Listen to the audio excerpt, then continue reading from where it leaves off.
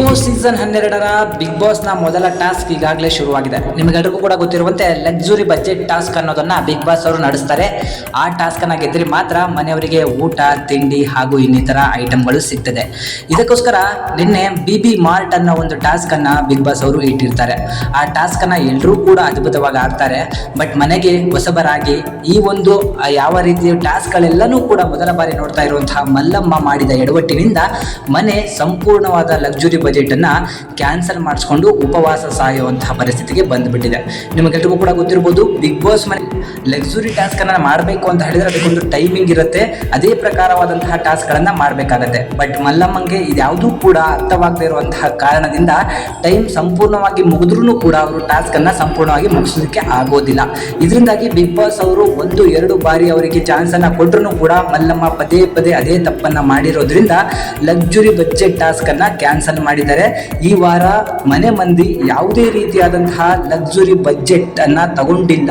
ಎಲ್ಲರೂ ಕೂಡ ಇರುವಂತಹ ಗಂಜಿಯನ್ನ ಕುಡ್ಕೊಂಡು ಈ ವಾರ ಪೂರ್ತಿ ಇರುವಂತಹ ಒಂದು ಸಂದರ್ಭಕ್ಕೆ ಬಂದ್ಬಿಟ್ಟಿದ್ದಾರೆ.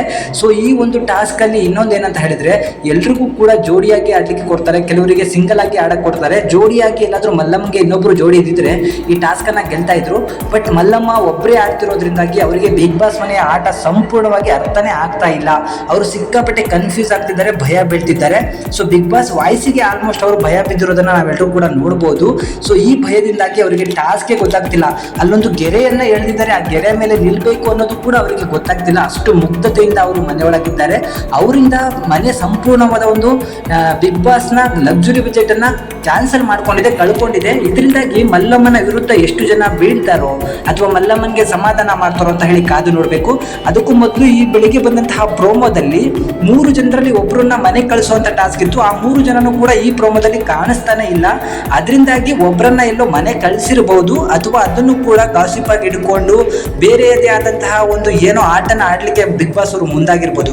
ಆ 3 ಜನದಲ್ಲಿ ಯಾರಾದ್ರೂ ಒಬ್ರು ಮನೆಗೆ ಹೋಗಿರ್ಬೋದಾ ಅಥವಾ ಬೇರೆಯದೇ ಆಟ ಆಡ್ತಿರ್ಬೋದಾ? ನಿಮ್ಮ ತಲೆಯಲ್ಲಿ ಯಾವ ಐಡಿಯಾ ಇದೆ ಅದನ್ನ ಕಮೆಂಟ್ ಮುಖಾಂತರ ತಿಳಿಸಿ.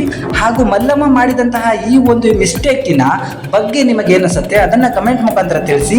ಹಾಗೂ ಮಲ್ಲಮ್ಮನ್ಗೆ ಬಿಗ್ ಬಾಸ್ ಬೇಕಿತ್ತೋ ಬೇಡದಿತ್ತೋ ಇದೆಲ್ಲನೂ ಕೂಡ ನಿಮಗೆ ಹಲವಾರು ಐಡಿಯಾಗಳು ತಲೆಯಲ್ಲಿ ಬರ್ತಾ ಇರುತ್ತೆ. ಅದರ ಬಗ್ಗೆ ನಿಮ್ಮ ಅಭಿಪ್ರಾಯವನ್ನ ತಪ್ಪದೆ ಕಮೆಂಟ್ ಮುಖಾಂತರ ತಿಳಿಸಿ. ಮುಂದಿನ ಹಲವಾರು ಪ್ರೋಮೋ ಅಪ್ಡೇಟ್ಗಾಗಿ ಬಿಗ್ ಬಾಸ್ ಅಪ್ಡೇಟ್ ಆಗಿ ನಮ್ಮ ಚಾನಲ್ನ ಸಬ್ಸ್ಕ್ರೈಬ್ ಮಾಡಿ ಇಟ್ಕೊಳ್ಳಿ. Thank you.